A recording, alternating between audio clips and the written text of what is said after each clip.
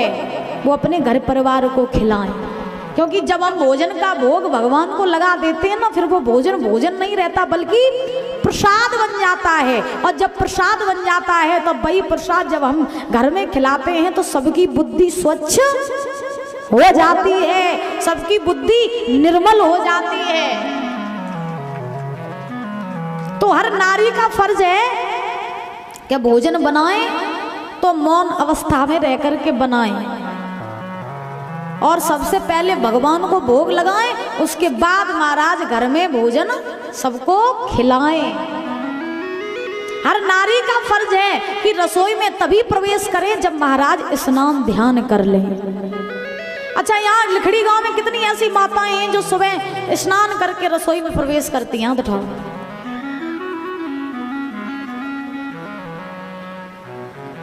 हाथ उठाओ। 1 2 3 4 5 6 7 8 9 10, बस। और सब बिना नहाए चली जाती है? बोला मेरी मैया स्नान करके नहीं जाती हो रसोई में? देखो ये बता नहीं रही है, चुपचाप बैठी है, शर्म लग रही है मेरे को। बोला ना, नहीं जाती हो? क्यों नहीं जाती हो? देखिए, कहा जाता है कि घर की जो स्त्री होती है वो महाराज एक रूप से घर की अन्नपूर्णा भी होती है। क्या होती है? अन्नपूर्णा।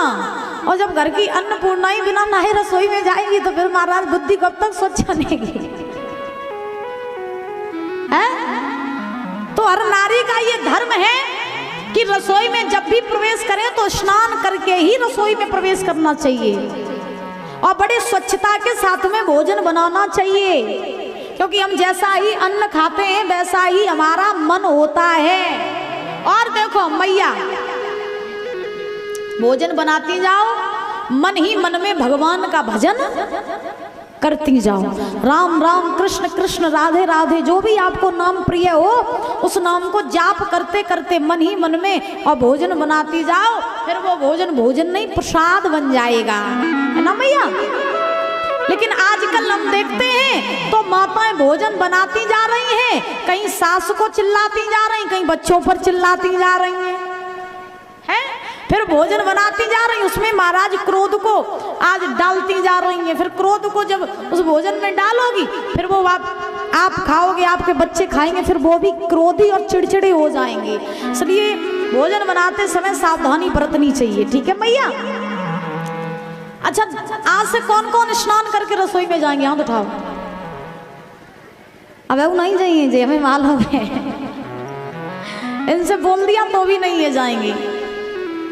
बोली बाके बिहारी लाल की। तो मैया यशोदा भोजन बना रही है, मैया चुप रही है, तब तक बाबा नंद आ गए। बाबा नंद ने आज महाराज भगवान से कहा है, हे कृष्ण, तुम्हारी मैया जो पकवान बना रही है ना, और जो आज जो भी तैयारियां वृंदावन में चल रही हैं, ये इसलिए चल रही हैं कि हम सभी ब्रजवासी मिल करके इंद्रदेव का पूजन करते हैं। किसका पूजन करते हैं? इंद्रदेव का। भगवान बोले इंद्र का पूजन क्यों करते हैं? तो बाबा नंद ने कहा कि जब हम इंद्र का पूजन करते हैं तब इंद्र प्रसन्न होकर के जल की वर्षा करते हैं। जब जल की वर्षा होती है तब हमारा धन धान्य बढ़ता है, हमारी फसल उगती है और हमारा लालन पालन होता है, इसलिए हम इंद्र का पूजन करते हैं। भगवान ने कहा, बाबा आप किस अंधविश्वास में पड़े हो? अरे इंद्र का तो काम है जल की वर्षा करना, और जो अपना कर्म करता है उसे हम कभी भगवान नहीं मान सकते। दादा एक आपको सत्य बात बताएं, शायद आप लोगों को भी पता हो कि आज की दुनिया में 100% में से 80% लोग ऐसे हैं जो ज्यादा से ज्यादा अंधविश्वास में पड़े हैं। सत्य बता रहे आपको, सबसे ज्यादा महाराज इंसान आज का अंधविश्वास में पड़ा है। अंधविश्वास में महाराज कैसे पड़ा है सुनो, और सबसे ज्यादा ये माताएं पड़ी रहती हैं, सबसे ज्यादा ये माताएं अंधविश्वास में पड़ी रहती हैं। कैसे? अगर महाराज इनसे कह दिया जाए कि वहाँ चले जाओ, वो फलाने से बाबा जी हैं और उनके पास में तुम जाओगे, इतनी इतनी वो दक्षिणा मांगेंगे, उतनी दक्षिणा दे देना, तुम्हारे सब काम पूरे हो जाएंगे। तो ये माताएं महाराज उनको भगवान की तरह पूजने लगती हैं सुबह शाम, भगवान की तरह। अब बाबा जी पैसा भी पूरा ले लेते हैं और महाराज काम भी होता नहीं है, अंधविश्वास में ये माताएं पड़ जाती हैं। लेकिन मेरी मैया, भगवान सिर्फ एक है,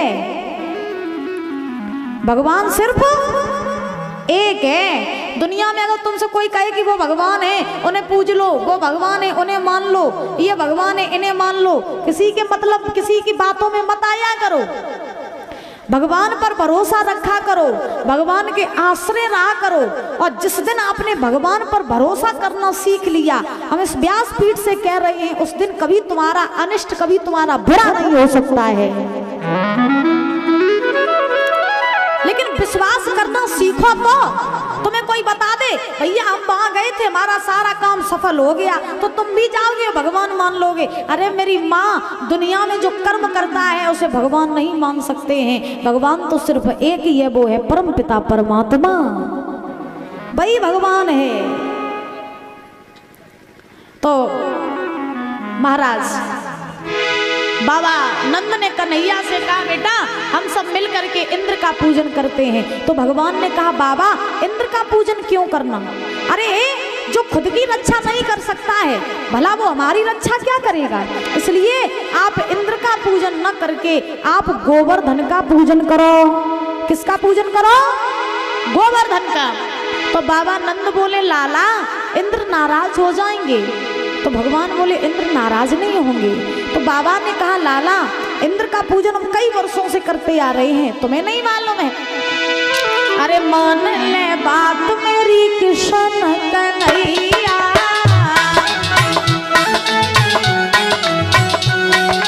बेटा मान ले बात मेरी कृष्ण कन्हैया। इंद्र हो भी नाराज बिगड़े सब ही काज तासो, पूजन दे पूजन दे।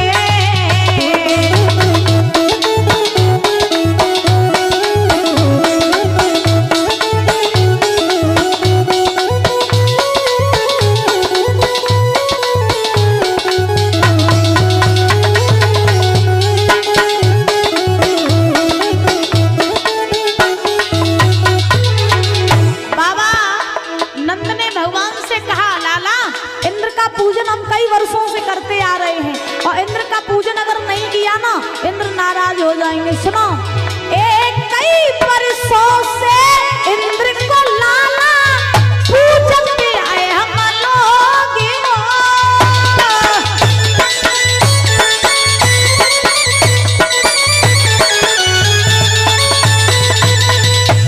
ए श्रद्धा भक्ति से इंद्र देव को लगाते आए हम भोग।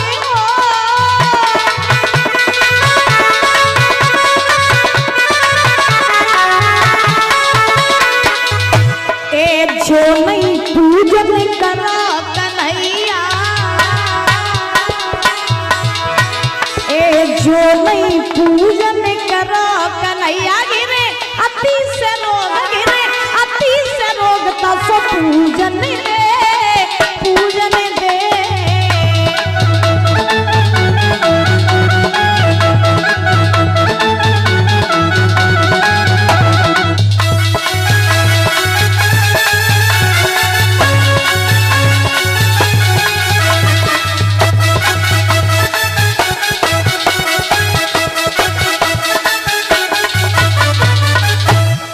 महाराज नंद ने कहा, इंद्र का पूजन करने दो कन्हैया। तो भगवान ने कहा, नहीं बाबा पूजन आपको करना है तो गोवर्धन महाराज का करो। वो गोवर्धन महाराज जो आंधी तूफान में अपने पथ पर खड़े रहते हैं और आंधी तूफानों से हमारी रक्षा करते हैं। जब वर्षा होती है तब उस पर हरी हरी घास होती है, फिर हमारी गायें चरती हैं, फिर गाय हमें दूध देती हैं, हमारा भरण पालन करती हैं। इसलिए आप गोवर्धन का पूजन करो। और इंद्र अगर नाराज हो जाएंगे तो फिर बाद में उन्हें हम देख लेंगे। भगवान ने जिद पकड़ी तो भगवान के कहने के अनुसार बाबा नंद जो हैं वो गोवर्धन महाराज का पूजन करने के लिए तैयार हो गए। सारे ब्रजवासियों को तैयार किया, सारे ब्रजवासी भी तैयार हुए गोवर्धन का पूजन करने के लिए।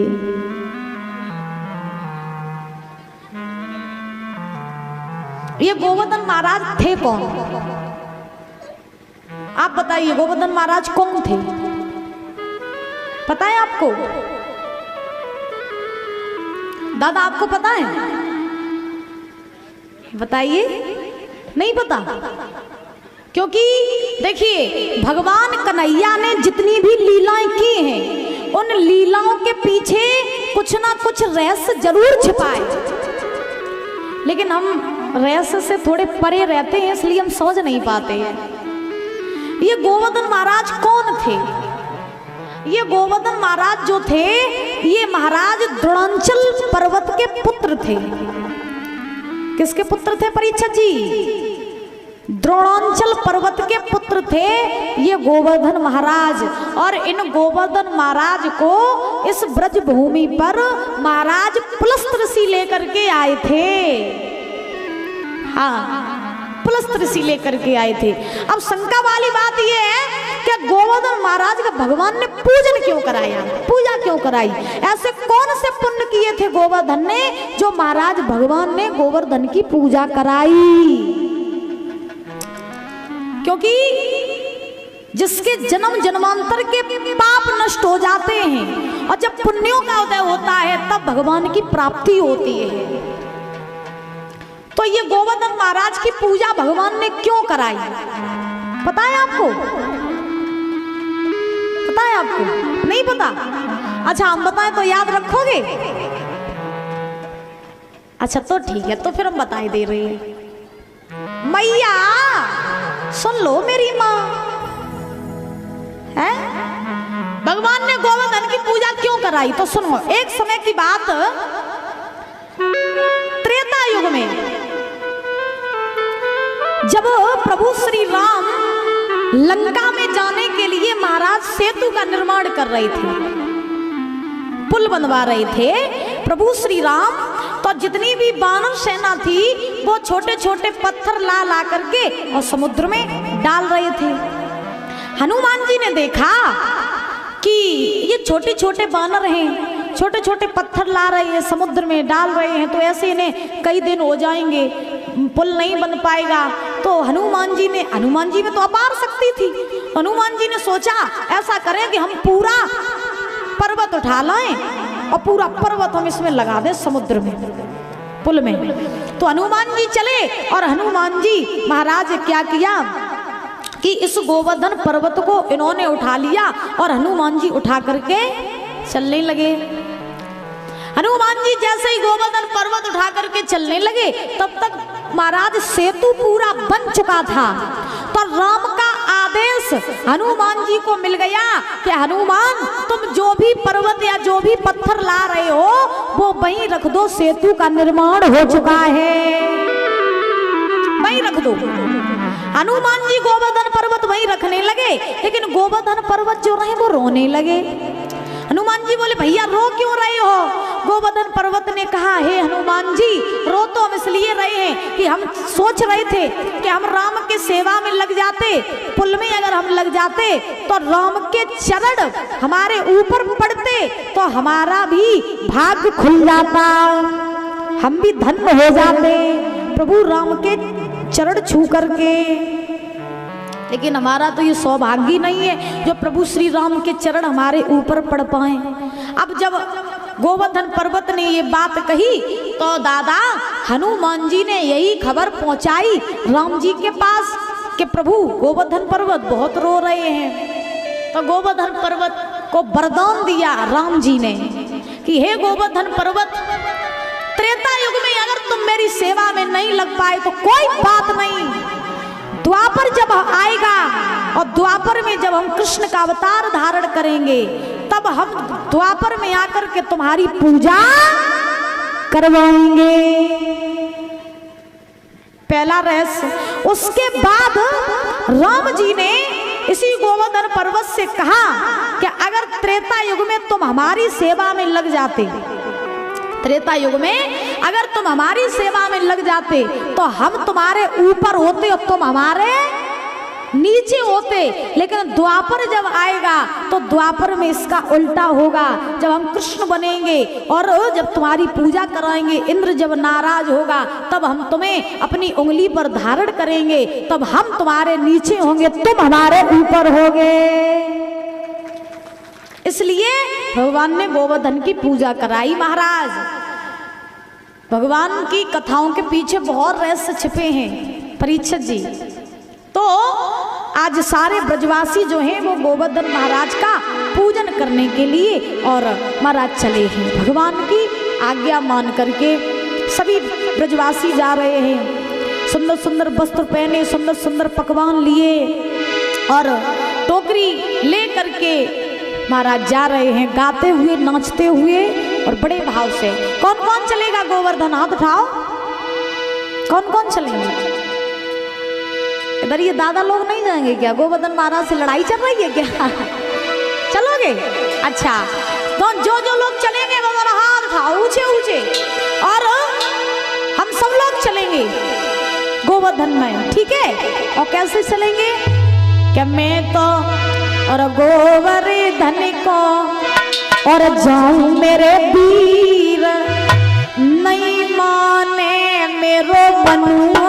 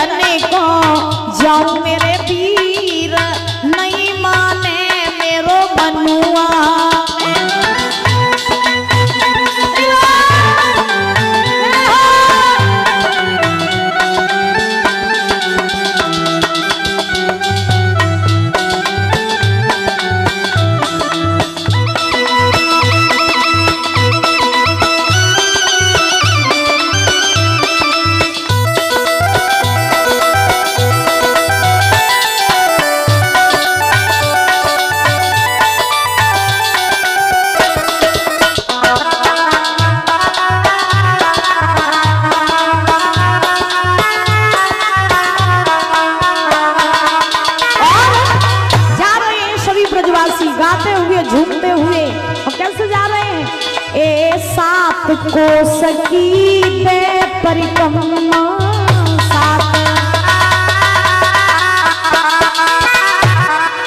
सात को सकी कर परिक्रमा, ए मैं तो झूम झूम के जाऊं मेरे वीर, नहीं माने मेरो बनुआ।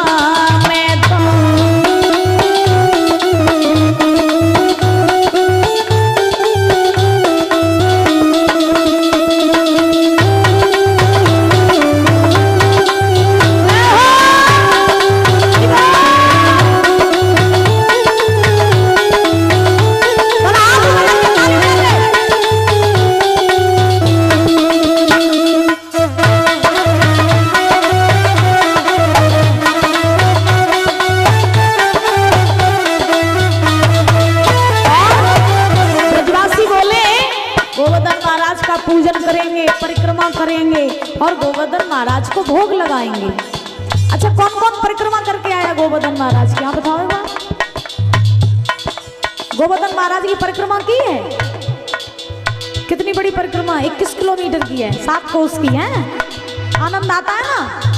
देखा आपने कैसे ब्रजवासी झूम झूम करके परिक्रमा लगाते हैं ना? हाँ, तो हम लोग भी जो नहीं गए हैं उनको गोवर्धन महाराज कल ही बुलाएंगे, लेकिन भाव रखो, हाथ ऊपर करके बड़े भाव से, और यहाँ पे कह देना आज ही कि प्रभु हमें नहीं बुलाया है तो कृपा कर देना और जल्दी हमें बुला लेना अपने पास।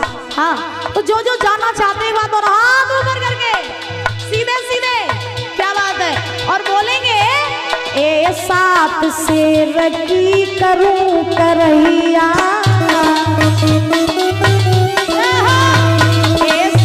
शेर की करूं करैया,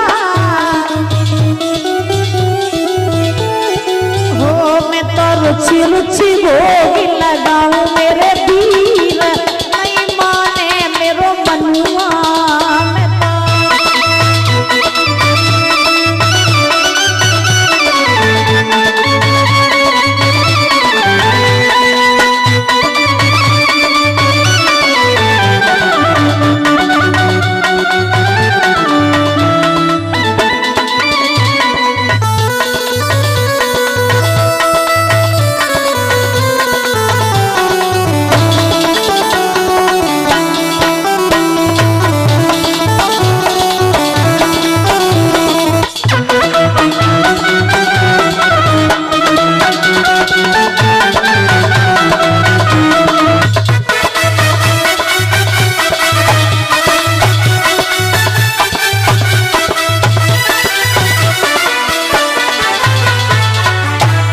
आज महाराज